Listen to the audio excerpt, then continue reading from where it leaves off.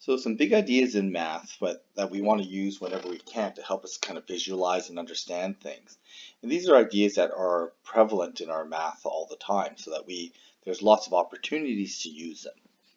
One of the things is that when we look at multiplication, we want to think of the area model for multiplication, okay, or the box method. So when we have an area as the product of two things being multiplied, we can decompose the multiplication into different parts. So for example, 13 times 12, we can break it up into 10 plus 3 times 10 plus 2, and we can decompose the parts of that multiplication. So we have a 10 by 10 piece here, 3 by 10, 2 by 10, and 2 by 3 piece.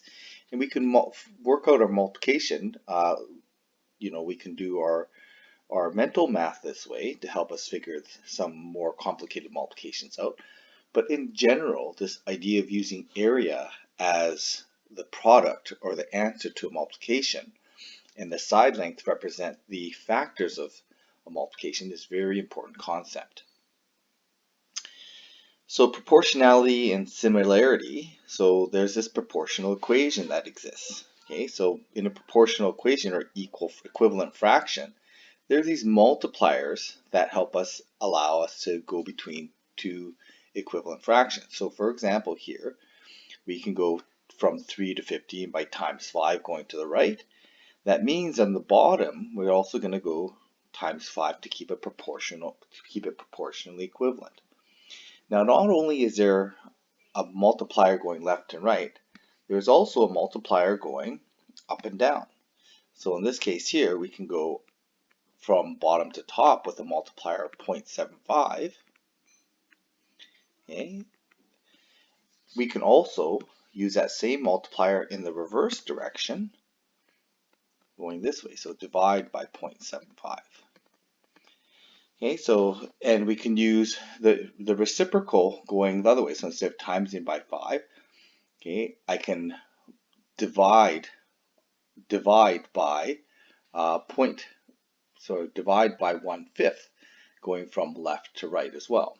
Okay, so there's all these times divide reciprocal relationships involved when we talk about proportionality and similarity in equivalent fractions. And anytime we deal with the rate, this is always going to be true. It's all times divide mathematics.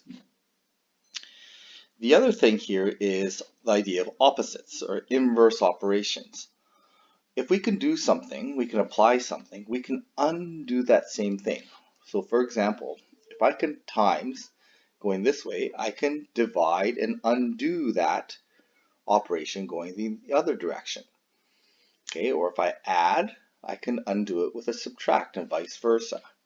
So here we apply this in this is only one situation where we use this, is this idea of solving. We need to undo this -3 calculation. Okay, and we can just add 3 to undo that calculation, and we end up with, x is equal to 12 here.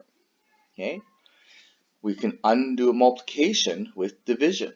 So here we have a times by 2. We can get rid of that times by 2 by dividing by 2, because it's an equation, we divide both sides. But this idea of undoing the times with a divide allows us to solve an equation. Okay, and this solving is only one situation where this comes up. This idea of opposites or inverse, being able to undo things, is a really important concept.